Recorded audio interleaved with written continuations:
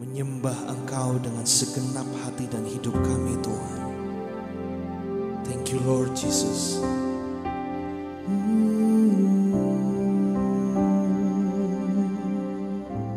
Buka mata hatiku, buka mata hatiku, buka mata hatiku, biar ku memandangmu, biar ku memandangmu. Buka mata hatiku, buka mata hatiku, buka mata hatiku, biar ku memandangmu, biar ku memandangmu, biar ku memandangmu. Kau layak ditinggikan,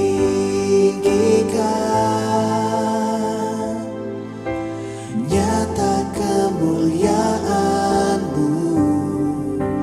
curahkanlah kuasa-Mu, ku sembah kudus, kudus, kudus. Buka mata hatiku, Tuhan, buka mata hatiku, buka mata hatiku, biar ku memandangmu, biar ku memandang, biar ku memandangmu. Buka mata hatiku, buka mata hatiku, buka mata hatiku, biar ku memandangmu, Tuhan, biar ku memandangmu. Kau layak ditinggikan. Amin. Nyata kemuliaan-Mu, curahkanlah kuasa-Mu, ku sembah kudus, kudus, kudus. Kau layak ditinggikan.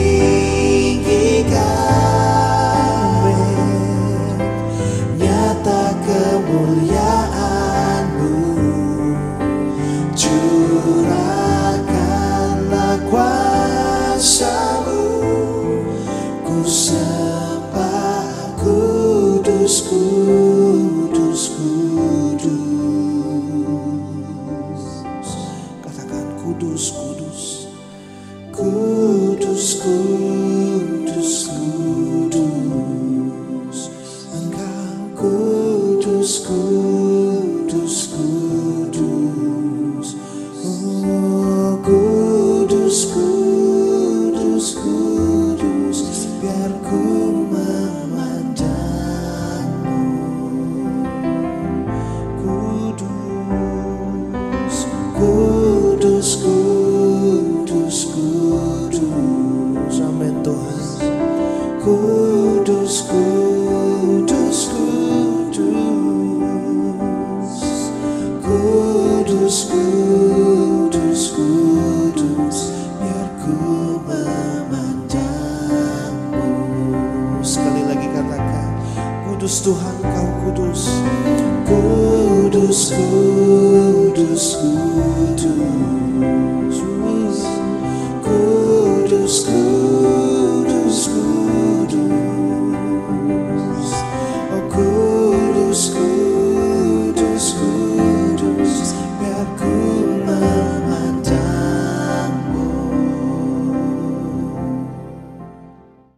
Shalom teman-teman semuanya, kita jumpa dalam acara Sahabat Shalom. Kita renung firman Tuhan ke depan selama 30 menit ke depan teman-teman semuanya.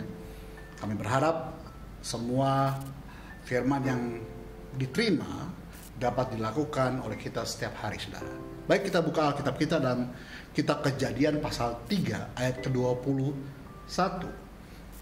Kitab Kejadian 3 21 firman Tuhan berkata, dan Tuhan Allah membuat pakaian dari kulit binatang untuk manusia dan untuk istrinya itu, lalu mengenakannya kepada mereka. Saudara, sadarkah kita bahwa inisiator untuk pendamaian dan melakukan perdamaian itu datangnya dari Tuhan, saudara. Bukan dari kita, tetapi dari Tuhan. Itulah kenapa Allah berinisiatif mengenakan kulit binatang kepada kedua manusia ini. Loh Pak, kok pakai kulit binatang Pak? Dari mana datang kulit binatang itu, teman-teman semuanya? Saya mau katakan pada hari ini adalah bahwa penumpahan darah pertama itu ada di Taman Eden, saudara. Karena Tuhan melihat bahwa manusia jatuh dalam dosa pada ayat ke-15. Ayat 15 berkata demikian, aku akan mengadakan permusuhan antara engkau dan perempuan ini, antara keturunanmu dan keturunannya. Keturunannya akan meremukkan kepalamu dan engkau akan meremukkan tumitnya. Dimulai dari perseteruan antara Tuhan dan manusia. Kenapa Tuhan mengenakan kulit binatang kepada manusia, saudara?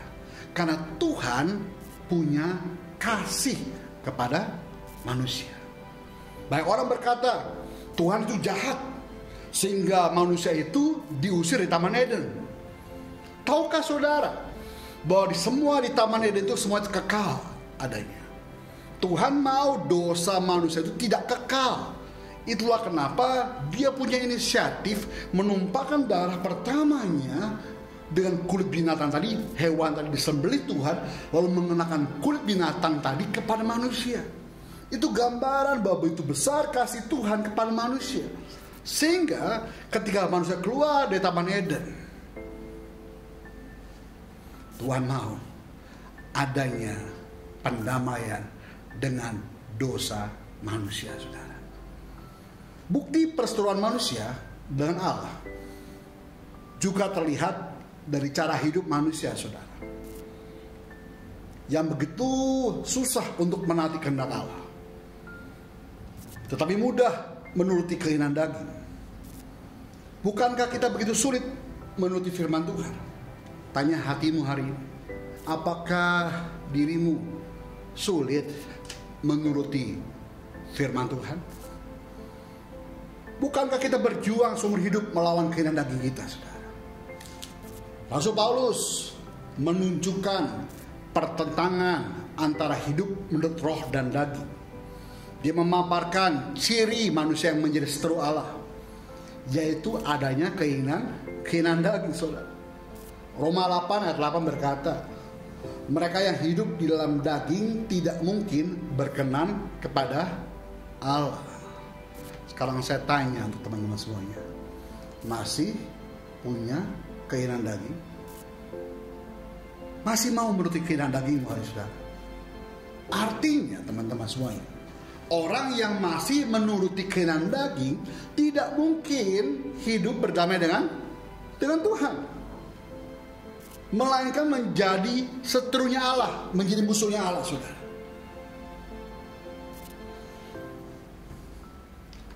Orang yang menjadi seteru Allah, yang saya catat, saudara, adalah orang yang pikirannya semata-mata tertuju kepada perkara duniawi, yang lebih menghargai hal-hal yang fana, dunia terus, keinginan daging terus, saudara. Orang semacam ini dalam surat 1 Yohanes 2 ayat 16 berkata, saudara, kita baca yuk.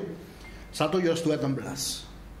Demi firman Tuhan, sebab semua yang ada di dalam dunia, yaitu keinginan daging dan keinginan mata serta keangkuhan hidup, bukanlah berasal dari Bapa, melainkan dari dunia. 3 hal Tuhan ngomong pagi hari ini. keinginan daging, keinginan mata, keangkuhan hidup. Bukan berasal dari Bapa, melainkan berasal dari dunia. Kita cross check kita hari ini. Masih mau mengikuti keinginan daging?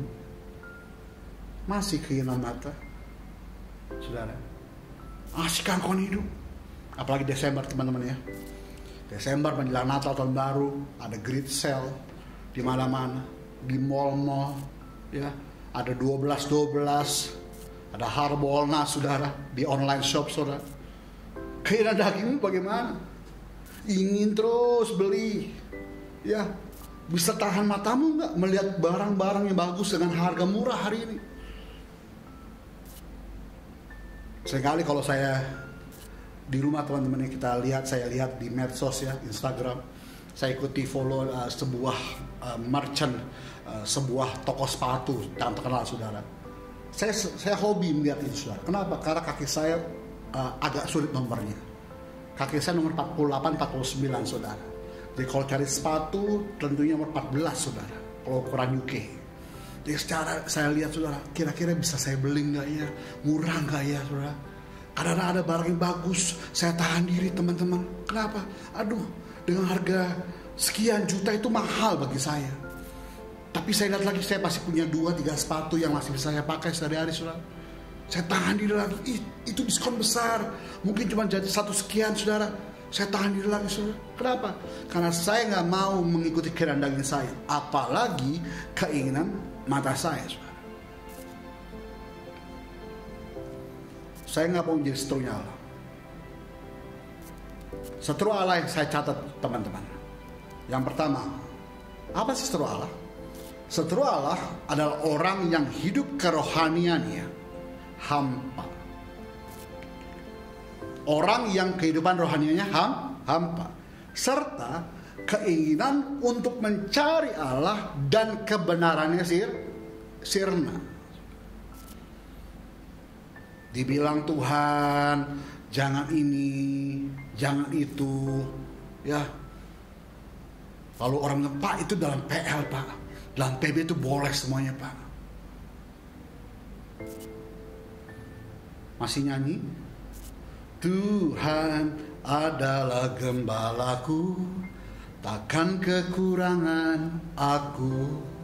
Oh ya Pak, saya hobi dengan lagu itu Pak. Itu Mazmur 23 Pak. Itu PL loh saudara. Seringkali saudara memangkas PL, tidak mengakui PL, hanya mengakui PB. Tapi tanpa sadar saudara memakai ayat PL untuk keinginan dagingmu. Tuhan adalah gembalaku, takkan kekurangan aku. Yang membaringkanku di padang rumput yang hijau, ke air yang tenang. Aku diurapi dengan minyak, pialaku belum melimpah. Dipakai itu untuk melegalkan apa yang menjadi keinginan daging dia sendiri saudara. PL dipangkas, hanya PB, semuanya anugerah Tuhan. Apapun boleh saya kerjakan. Karena Tuhan sudah mengampuni dosa kita. Itu sebabnya keinginan daging yang merupakan ciri perseteruan dengan Allah, Paulus katakan sebagai maut itu sendiri. Kalau sudah buka Roma 8 ayat 6 ya. Roma pasal 8 ayat 6. Kita baca yuk teman-teman. Roma pasal 8 ayat 6. Karena keinginan daging adalah maut, tapi keinginan roh adalah hidup dan damai sejahtera. Tetapi keinginan daging adalah maut, keinginan roh adalah hidup dan damai sejahtera teman-teman. Namun ada kabar baik bagi kita hari saudara. Pagi hari kabar baik untuk saudara dan saya. Karena Injil adalah kebenaran Allah. Ya, kabar baik adalah inisiatif awalnya untuk korban pendamaian, penebusan dosa itu berasal dari Allah. Di momen Natal ini, saudara saya pasti yakin saudara hafal ayat ini. Karena begitu besar kasih Allah akan dunia ini, sehingga ia mengaruniakan anak yang tunggal, supaya setiap orang yang percaya kepadanya tidak apa? Binasa, melainkan apa? Beroleh hidup yang kekal. Saudara, inisiatifnya kembali dari Tuhan. Tuhan melihat dunia ini penuh dengan dosa. Manusia penuh dengan dosa saudara. Makanya dia punya inisiatif mengutus anak yang tunggal, Yesus Tuhan namanya, untuk turun ke bumi. untuk menjadi pendamaian saudara dengan Tuhan.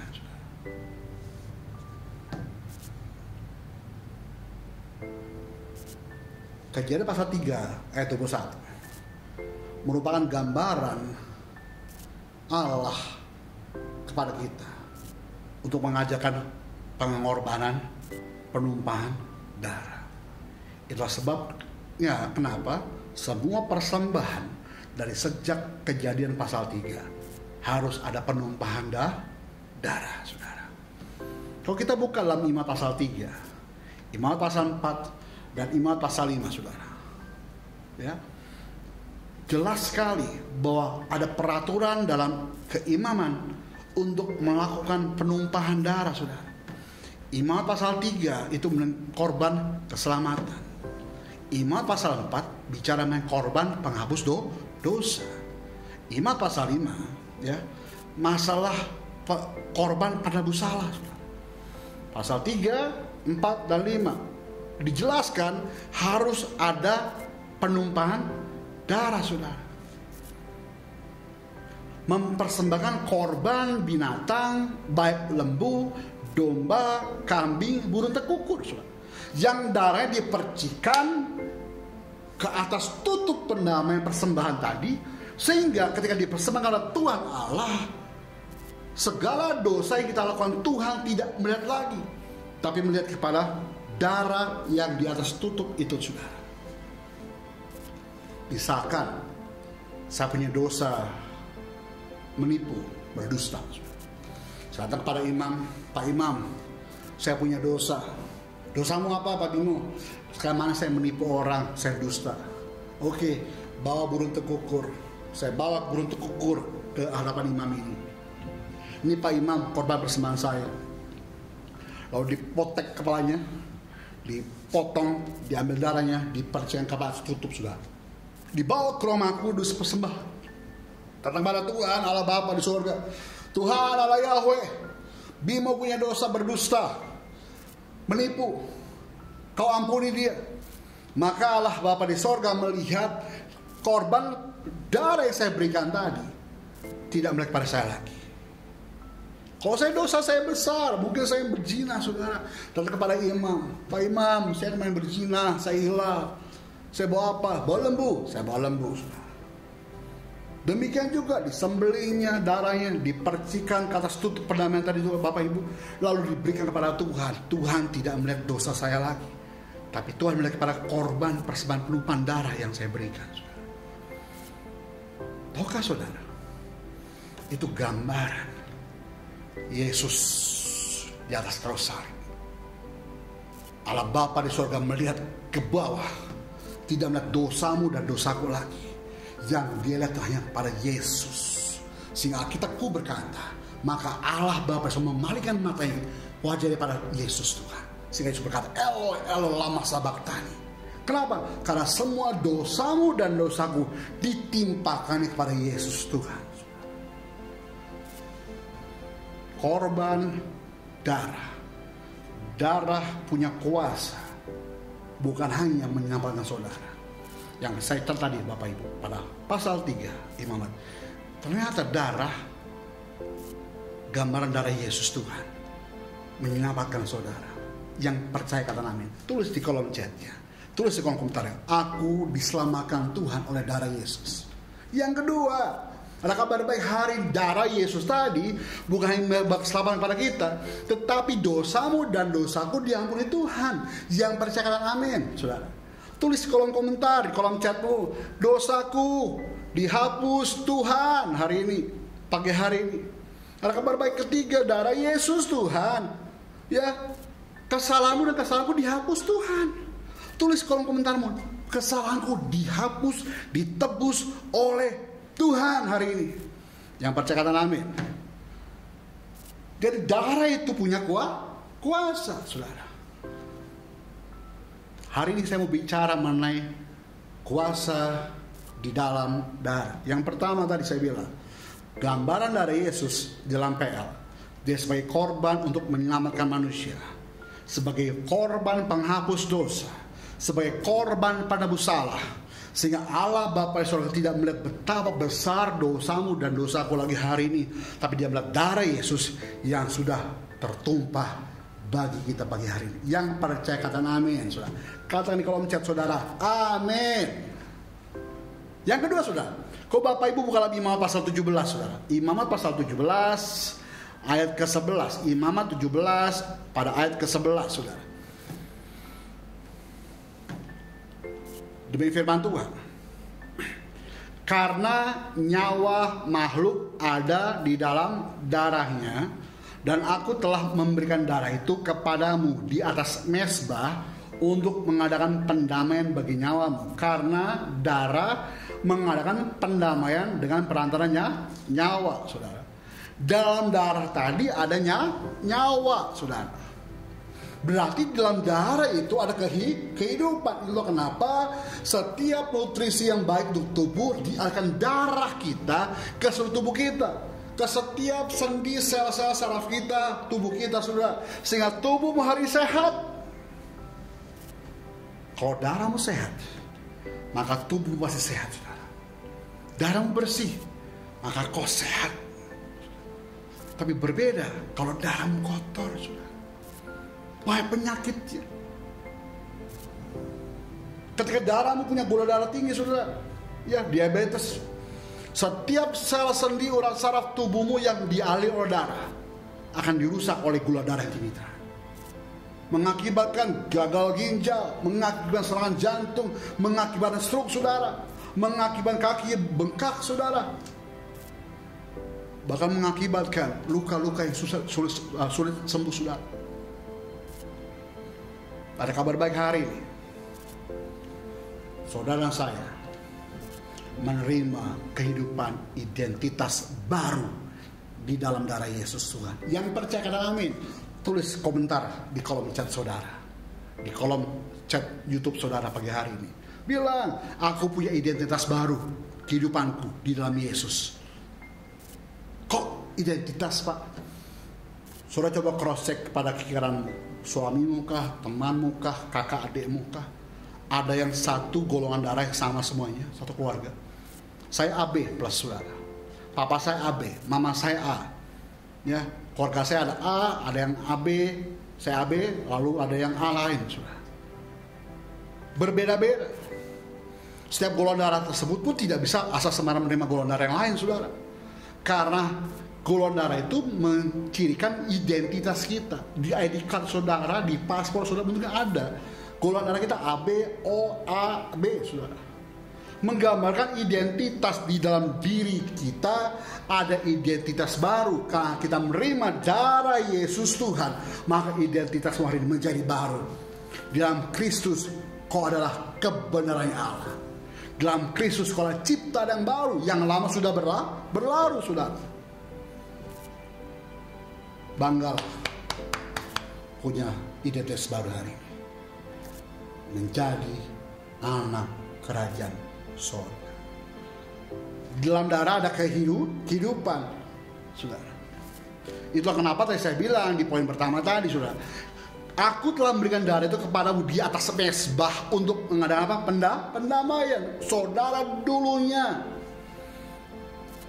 menjadi musuhnya Allah, sekarang menjadi hambanya Tuhan, anak-anaknya Tuhan, anak kesayangan Tuhan. Yang percaya kata amin, tulis komentar di kolom komentar saudara. Aku anak kerajaan surga, identitasku baru, aku sembuh hari ini, aku diberkati Tuhan, aku lebih dari pemenang, punya identitas yang baru. Amin. Banggalah hari ini kalau kau punya identitas baru. Jangan kenakan jubahmu yang lama. Kalau saya seorang pegawai di perusahaan A, saudara, ya, saya punya uniform seragam saya warna biru. Ketika saya kerja sekian tahun di perusahaan itu, saya pakai seragam warna biru. Tetapi ketika saya resign dan saya pindah ke perusahaan B, saya menggunakan uniform warna merah. Karena saya punya seragam warna merah. Pertanyaan saya, ketika saya bekerja sehari-hari di perusahaan B, apakah saya tetap pakai uniform warna biru atau merah? Pak, saya tetap pakai warna biru, Pak, karena warna biru soal saya, Pak.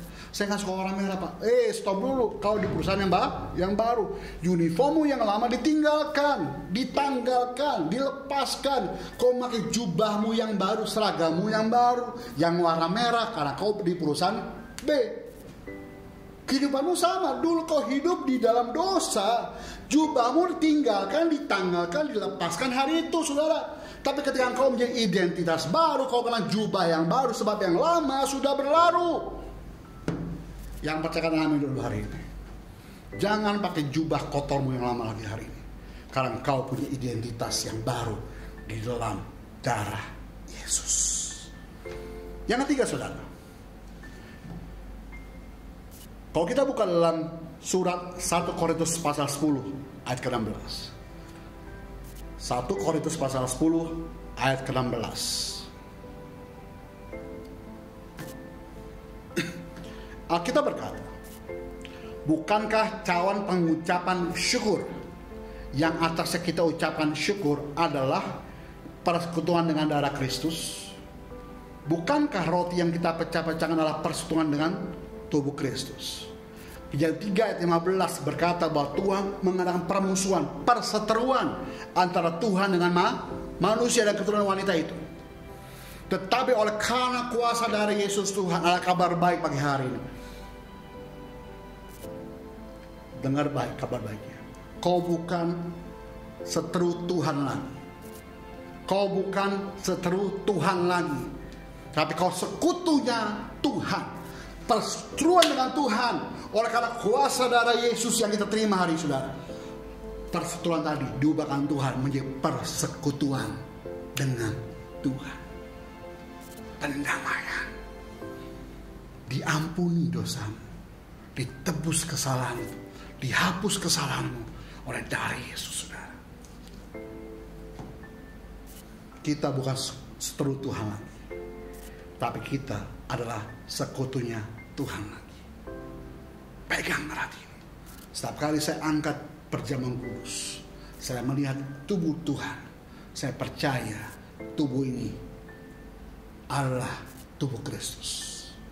Yang saya lihat bukan hosti, roti biasa. Ada transubstansi. Ketika saya melihat ini roti, betul itu roti. Tapi dengan kacamata iman saya, inilah darah Yesus Kristus.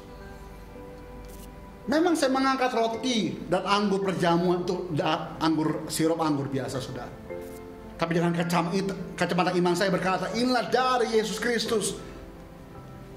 Di cawan pengucapan syukur yang di atas kita ucapan syukur adalah persekutuan dengan darah Kristus. Saya lihat ini darah Kristus. Saya lihat bukan persekutuan dengan Tuhan, tapi persekutuan dengan darah Kristus.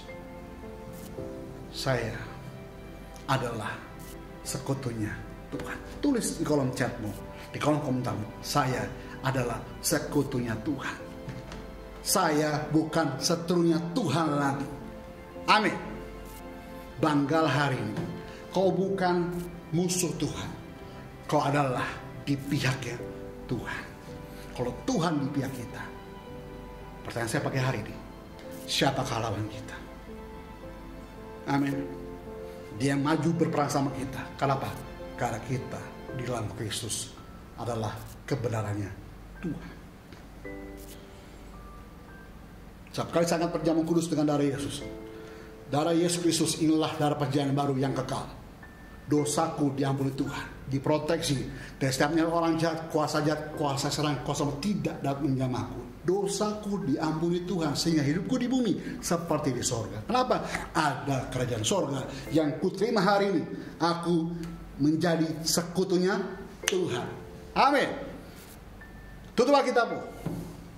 Yang pertama, dosamu bukan hanya menerima keselamatan di sorga. Dosamu menerima pengampunan dosa. Kesalahanmu dihapuskan Tuhan. Yang kedua, kau punya identitas yang baru. Identitas menjadi warga kerajaan surga. Yang ketiga, kau bukan seterunya Tuhan lagi, tetapi kau adalah sekutunya Tuhan. Shabbat Shalom. Sampai jumpa di dalam episode berikutnya. Tuhan Yesus memberkati. Haleluya.